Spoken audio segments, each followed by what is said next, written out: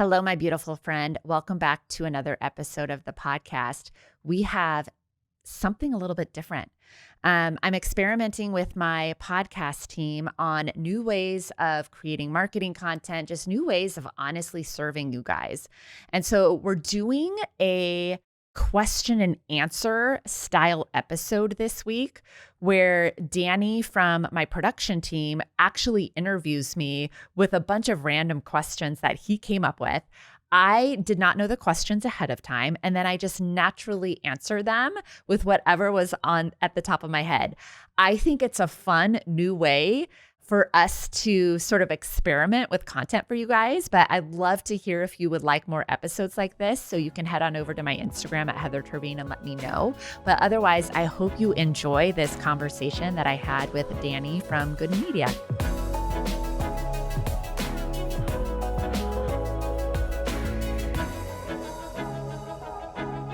All right, so I want to be able to ask you about a handful of things today, but to start off, I want to hear from you, in your words, what is a signature menu and why should everyone have one? Yeah, so a signature menu is a unique to the med spa or practice offer suite, okay?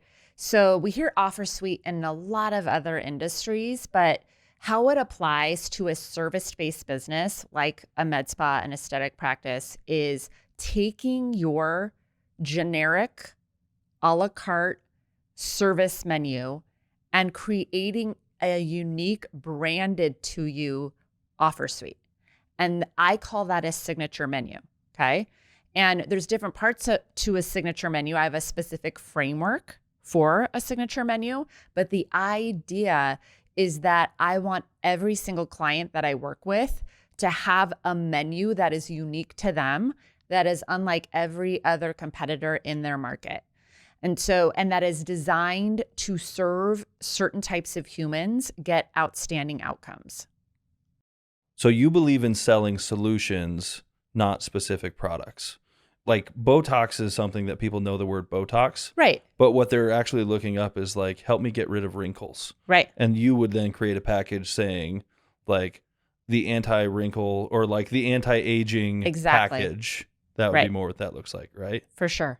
And the reason why, because back in the day, when I first started doing consulting in this industry, I actually was doing social media strategy. I did some done for you Facebook and Instagram advertising and like online marketing consulting. And so we were not helping with the menu. We were not helping with the consults and the coaching of the team members. And so what we found is that it was incredibly hard to create marketing around generic offers, right? So we still got results and what have you, but I was always like, oh my goodness, I wish I could roll up my sleeves and go deep with people and actually kind of restructure how they're doing things. So the way my current business is even set up and how I work with people came from a need I had when I was actually just doing the marketing, the front end marketing for people. And I was like, gosh, but their foundation sucks. Like just talks, just marketing, whatever the generic things were. I was like, if we can actually create signature offers, it actually makes the marketing easier. It makes it easier for your team to be able to sell more comprehensive things. So that is one of the key reasons why I'm so bullish on people taking the time to actually creatively come up with offers, is because I know when we go to market, to the original part of your question, like people are looking for solutions. And when I'm being, when I'm on Instagram, I'm searching for something online, right? I'm looking for solutions to my problems. I'm looking for desired outcomes. I'm not looking for the technology, right? I'm looking for somebody who can help me get incredible results, or like, let's say I have acne or something like that. I'm looking for somebody who can help me solve my problem. So in marketing, we know that that is what is going to draw in the best patients and clients. And so I back end engineer the offering with that in mind to attract those folks. When you're actually putting these together, why do you think it's important not only for you to be able to like be more profitable, Mm-hmm. but to help the clients not have like decision fatigue because they don't know what all this stuff is? Why is it important to have that like one solution that incorporates all of it without them having to think about it? Yeah. So decision fatigue is the reason. So every day we start, I like to think of it as like you start with a bucket of like decisions that you have in a day. And as the day goes on, your ability to actually make decisions disintegrates. It's called decision fatigue. And we lose the ability to make decisions. So every single patient or client you see has decision fatigue, some level of it happening in the background, meaning they have their deterioration of making decisions.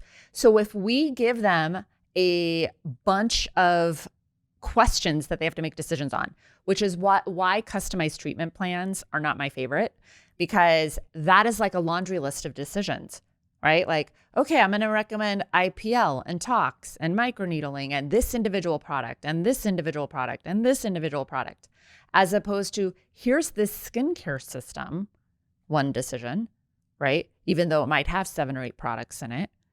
And then here's this brightening package, we'll just call it that, or acne boot camp, right? As opposed to telling them all of the different steps inside of the acne boot camp, then we have eliminated a lot of the decisions that they have to make. And so a confused mind will not say yes. And if we're experiencing decision fatigue, which all of us are, and many of us are working with like ambitious, busy women, but even for men, obviously too, we are all experiencing decision fatigue.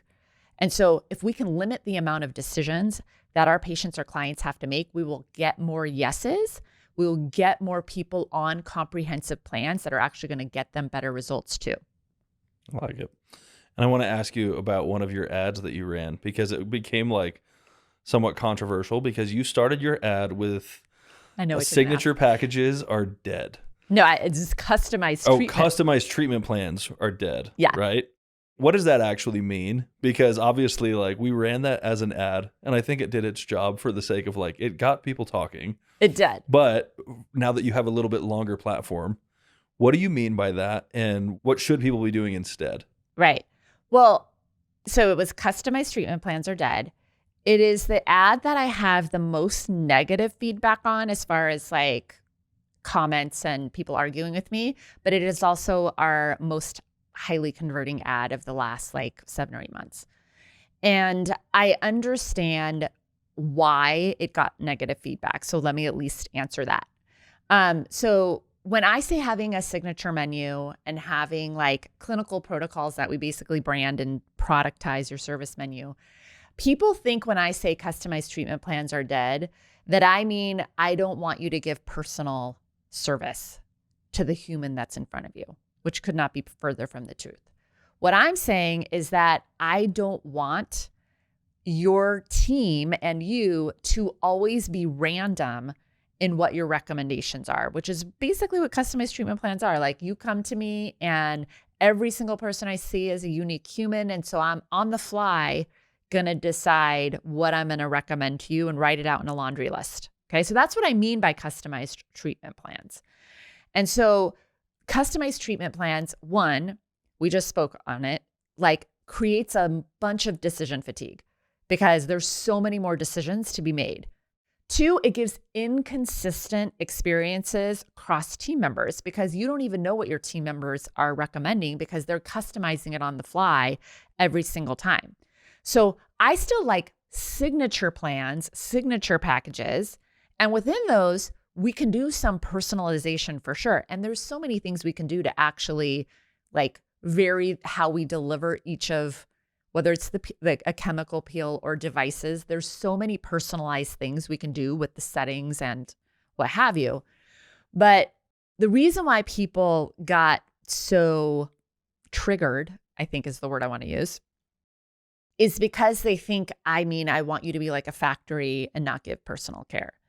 which couldn't be further from the truth. I want you to be able to really deliver consistent, reliable outcomes, which is, if we look at other like parts of medicine, is what they try to do is to actually standardize the protocol so that you can get more consistent, reliable outcomes. So, but, you know, there were a lot of people who really, really, really had strong opinions on that statement.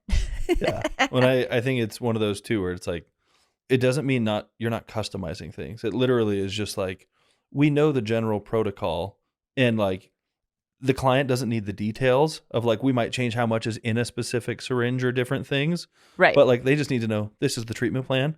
And then it's up to the esthetician or whoever it is to actually like know what to do with that. Totally. And even in some of our packages, like let's say we're putting together some sort of contour package, on the back end, you might have a range that package actually, but let's say it's 4 to 8 syringes or something. And then the provider is able to decide, okay, we're still selling you this package, but whenever it comes down to quoting or what have you, you quote based on what you think that human in front of you actually needs. But from a client-patient perspective, they only have to decide on that one thing. Yep. And they know this one thing is going to get them the outcome that they want, right? Which is all they care about, too. Yep. I want to jump to a little more of like the marketing and positioning side of things. Why do you think it's a bad idea when med spas market themselves as like the cheapest or the discount people? Yeah. When you build your unique value proposition around being the most affordable place, most of the, small business owners we work with, it's an incredibly tall order to actually deliver on that and then actually be profitable on that. Because in order to be the cheapest place or the most affordable place, you have to be operationally very, very skilled, right? And most small business med spa aesthetic practice owners aren't, okay? And when you're competing on price, it's just incredibly hard to build a long-term sustainable business. And also, we want to decide who it is we want to work with. Okay. And for most of the people I work with, they want to have patients and clients that are with them for the long haul. They don't want to feel like they have to have an endless like flow of new people coming in the door in order to just break even, right? Which is what happens when you use your marketing to position yourselves as the most affordable option. And then you call in. I always use this analogy, like you get to decide who you're attracting, right? If you run a lot of discounts, if you are positioning yourself as the affordable leader, you will draw in the folks that are looking for the affordable leader, right? I'm not going to actually find you because that's going to repel me, because I'm not looking for the most affordable leader. I'm looking for the best experts that are going to give me the most amazing experience and who are going to give me incredible outcomes, whose unique value proposition is about how incredibly talented they are at what they do and how incredible the white glove experience is. So you're going to actually repel the folks that are going to spend more money with you and you're going to be able to get better results for them and in turn attract more people who can spend more with you. So I understand the heart behind why many people say they want to be affordable is because they don't want to exclude anybody, but they end up excluding the best patients and clients by default because they end up positioning themselves to actually repel those people. So do you recommend most med spas actually decide on like, this is my like one ideal client and make sure all their marketing and copy and everything speaks to that one person? Yeah. So it can be one, it can be 3 to 5. I don't recommend having more than 3 to 5. And we call these patient 365s where we really like actually dive into like your top 3, let's say. For some, it's just one. I was working with a client just last week and she just has one. She's focused on the perimenopause, menopausal midlife woman, and that she wants to create her whole entire clinic around that. And so it can be really powerful to do that. Some folks, they have like two or three variations of that. And then I have worked with some bigger clinics that get to like where they have 4 or 5 avatars. The more avatars you add in to focus on, the more you dilute your effort across. So you just have to keep that in mind, right? So if you're really small, it's just you and maybe an assistant, or there's just a couple of you, like one might be enough to focus on. Now, keep in mind, Danny, that you will still end up attracting more than that one person, but you just have so much more resonance, and the marketing is so much more magnetic when you're so micro specific about who it is that you're talking to. And what does that look like? Like if I were to hire you to come into my clinic and be like, all right, help me understand how I'm going to like reposition ourselves. We're going to like dial in a new avatar. What does that actually look like working with you? Yeah, well, it's finding out who it is that you actually enjoy working with to begin with. Whenever I ask a new client this, they always usually have somebody in mind, or a number of patients in mind. But sometimes, Danny, when they start working with us, they have spent a lot of time maybe discounting and using various, tools to, or strategies, tactics, if you will, to bring people in, where a large amount of their customer base are the affordable, tire kicking, less loyal. And we have to be incredibly strategic with, okay, you may not have a lot of these humans yet, but who is it that you want to actually attract more of? Who is she? Who is he? A lot of times it's a she, but sometimes it's a he. And then actually doubling down on who that person is. And that is literally like, that's step one, if you will.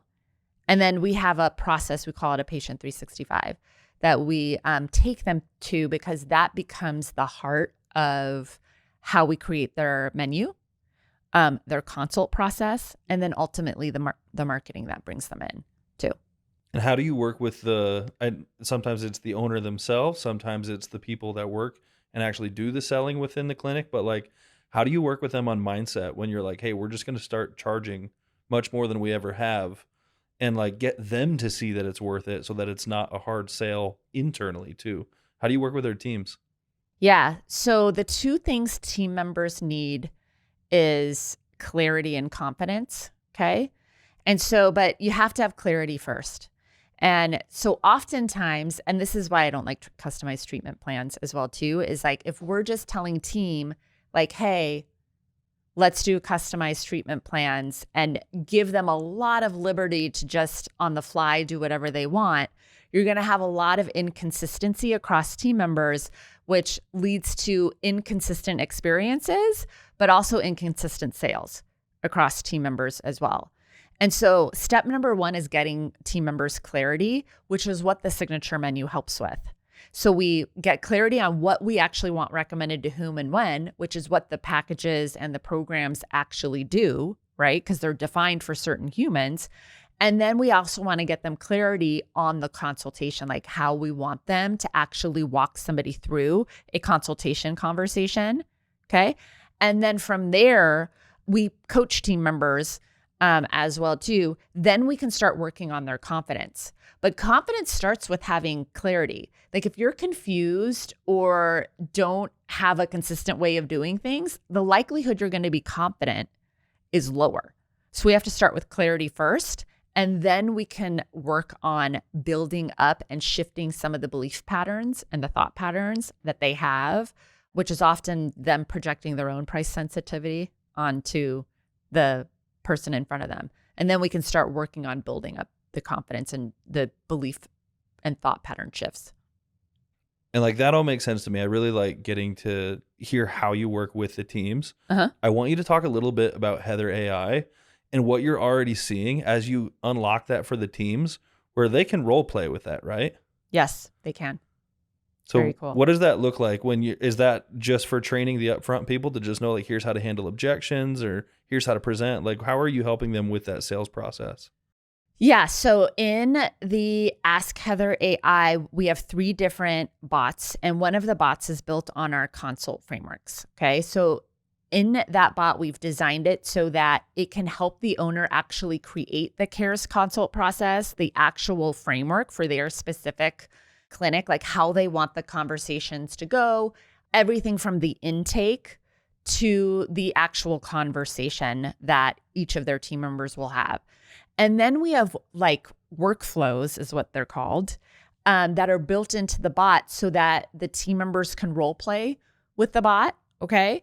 And what I found is because we do coaching calls, right? And in the Med Spa Advantage, that's our group coaching program. We coach the owners. Then we have a separate portal and separate calls for team members.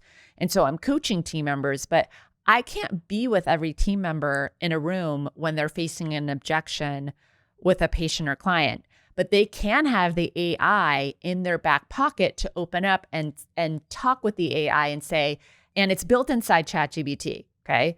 So they would go inside the ChatGPT inside of the specific bot for 5-figure consults, and they could say and talk with it and say, hey, I just had somebody tell me they need to think about it, and I'd like to like get advice on how I could have navigated that differently.